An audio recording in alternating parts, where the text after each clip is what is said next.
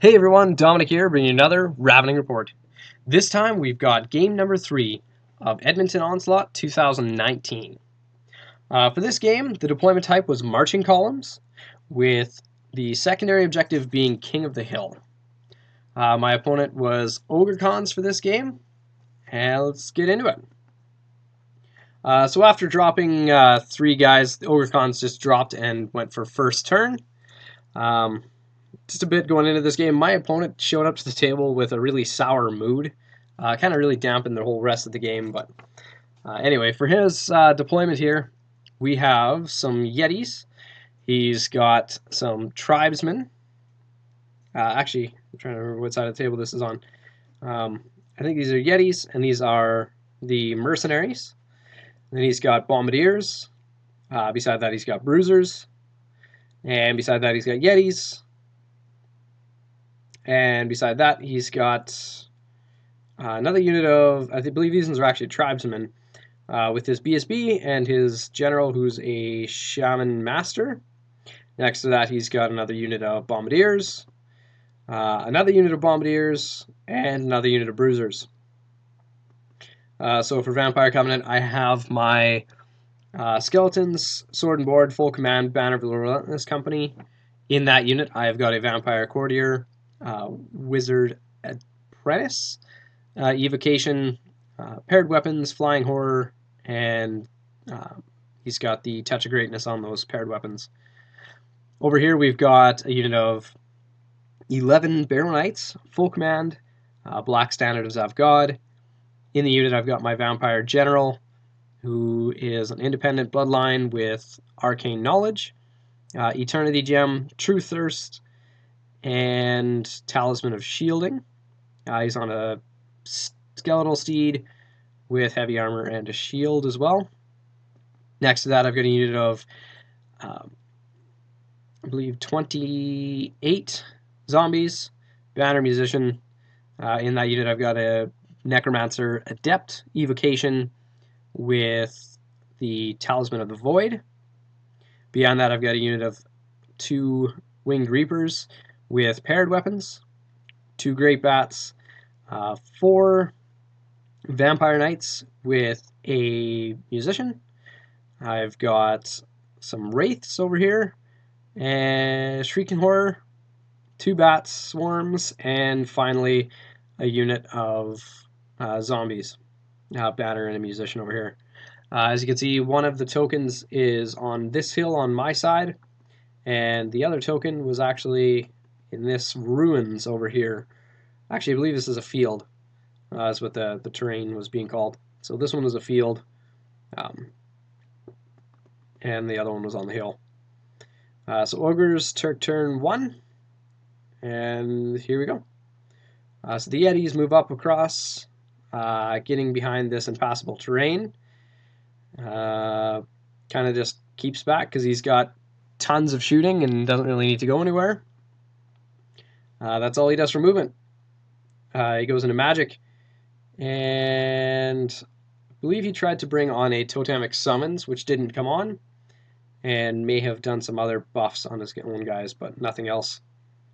He does some shooting, shoots over here, and kills off just about the back rank. That's pretty much it. That's what the table looks like as we go into turn 1 for Vampire Covenant. So I decided to slowly move up my lines. These zombies here can pretty much just sit on this objective and capture it. I moved these bats over here because I didn't really see a point. If I bring them out, they're just going to get shot. And I was way too far away from my generalship range with deployment, so I couldn't really get them up in a good position. I moved the one set of great bats up here to go and sit in front of his BSB's unit. And that's pretty much it. We go into magic. We do Pentagram of Pain. Just try and cause some wounds over here. It goes off, causes only a single wound to the bombardiers. Tried to do the Rot Within. He stops that one. And I think that was pretty much it. Yeah, that's what the table is looking like as we go into turn 2 for Ogre Cons. So he goes in to clear off the chaff, and the rest of his lines kind of shift forward. I don't know. Oh yeah. He's keeping these guys back here because this is the objective I have to capture. So he's moving the rest of his lines over here. Still got lots of shooting. I believe he moved up his Yetis in front of my Barrow Knights as well. So yeah, that's making it in. Magic, he goes ahead and gets a Totemic Summons off over here. It's a big version. And does shooting. His shooting gets rid of the Winged Reapers that were over here, setting up the counter charge, which is unfortunate because I could have gone this way and got rid of some stuff over here, but yeah, all these guys tie into them, shoot those guys off, and that's pretty much it for Ogre Khan's turn 2. So up here, we declare this charge with the Knights, make it in. I actually shifted back a little bit, reformed the character over to this side just so that he'd have to fight him. Hindsight 2020, I should have done this better because he can actually just random move into the back, I guess, and then I don't get to fight. So the rest of this, I decided to move up the Knights over here with just these guys being tribesmen. I think I can.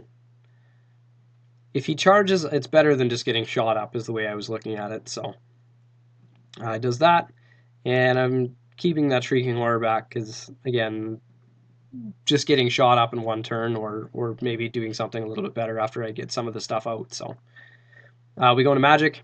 We get the Rot Within off on these guys this turn, I believe. No, actually, I think he stops this one. We do Whispers of the Veil, though, so they're -1 Resilience and Discipline. And then we also raise a unit of zombies up to block these guys. That's what the table looks like. Get rid of the Yetis in combat, and I just stay where I was. So yeah, this is the table going into Ogre Khan's turn 3. So these guys declare that charge into the Knights. They make it in. The random mover goes just where I said he was going to go, further back from the vampire so he doesn't actually have to fight him.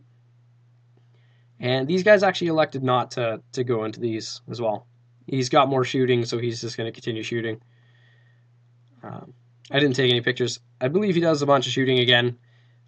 This turn, I think he shot into the Wraiths and cleared off a back rank of them. I believe these guys took some shots over here, didn't really do too terribly much. We go into combat.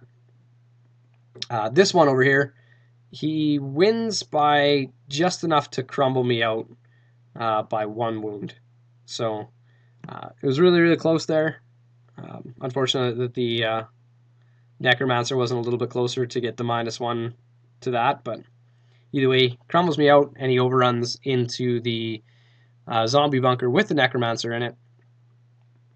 Over here, he kind of whiffs his damage, doesn't use the breath weapon, and he breaks from combat. He runs. I elect not to pursue and just stay where I am. Vampire Covenant turn 3, I guess. We go into the flank of these tribesmen over here. I figure there's only 3 guys left there. If I can get rid of the unit, maybe I can do something, but so that makes it in. I also declared a charge with the Barrow Knights back here. He elected to flee because he didn't see a point in sticking around. I redirected that charge into these tribesmen. He held over here, or did a stand and shoot, and actually I don't even think I tried to redirect it. I thought, because I figured he'd just stand and shoot with these guys. So instead of just taking the extra shots on a long charge, I just elected to fail this charge over here. I think I put this down and then changed my mind about it. We also declared a charge with the Wraiths against the Yetis. They stuck around. The Wraiths did make it in. And yeah, the Barrow Knights kind of just stumbled forward there. We go into Magic. We got Whispers of the Veil off again on his tribesmen. We gained back a couple wounds on the Barrow Knights. And that's pretty much it. We go into combat. Fight this one out over here. I did almost all of the wounds to the unit. There's the unit champ left with 1 wound. And from crumbles there, he actually just managed to kill this guy entirely. He did a bunch of damage to the zombies, a little bit more than I was expecting, but that's how it goes. Over here, the Wraiths win combat. He flees. I only pursue 2 inches, so he gets away. Doesn't cause any panic checks. Yeah, I actually think my opponent didn't fail a single discipline check this entire game, which is usually a weak point for ogres, so especially being so far away from his BSB and leadership. So turn 4 for Ogre Cons. He charges into the zombies, makes that one in. The mercenaries charge in over here. They make it in. And in his turn, his Yeti rallies, and those other bombardiers that fled from a charge rally as well. He moves the 1 unit of bombardiers around to shoot up over here, and starts moving these bruisers towards my zombies.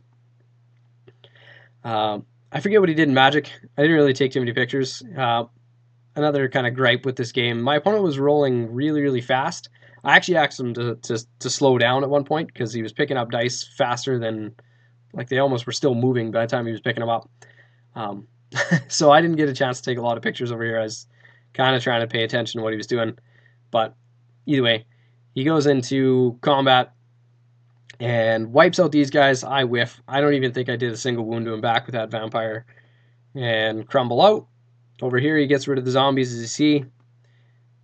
And this must already be in my turn, because this is my card. The other guys down here, where are they? They finish off the unit, but I did get lucky and put that last wound on the tribesman, I believe. So, yeah, we didn't really have much for movement in my turn. I just moved around. I did a bubble pentagram of pain. Tried to put some extra wounds on some stuff. At this point, I was just trying to go. I already realized that this was a 20-0 victory for him if I try and press forward. And kind of the only hope was to not let him grab this secondary over here, just to get at least 3 points out of the game. So I just tried to turn there and get my scoring unit over that way to go help out. His turn, he moves those characters out of the way of those knights. Didn't want to get anywhere close. Continues moving up. Gets all his shooters in range. And between shooting and magic, I managed to put a couple more wounds on the Barrow Knights. He charged the flank of my Wraith, who just went through. I think I had 4 left there before. They just walked through to do damage to him on my turn. Did 2 wounds, so he charged the flank. And in combat here, he actually wipes him out. Again, back to my turn. I didn't really have much for movement, and I was pretty flustered at this point. So I moved these guys up on the hill. These tribesmen were over here. I didn't actually check the arc. They were in the flank instead of the front. So the bruisers rather. On his turn 6, I guess. I think this might have only been 5. On his turn 5, the bruisers charge the flank of these knights. They're going to wipe them out. I said it's pretty much a game. There's no point in doing anything at this point, because in magic or in shooting, between magic and shooting, my general was moved out over here by himself. He does all of the shooting and manages to get rid of him with his 1 up, 2 up against first wound, and then 5 up. So it was really lucky for him, I think, but again, that is what it is.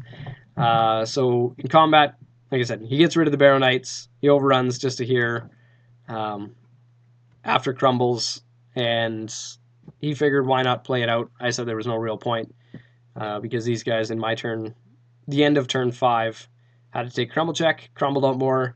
Start of my turn 5, had to take crumble check, crumbled out more.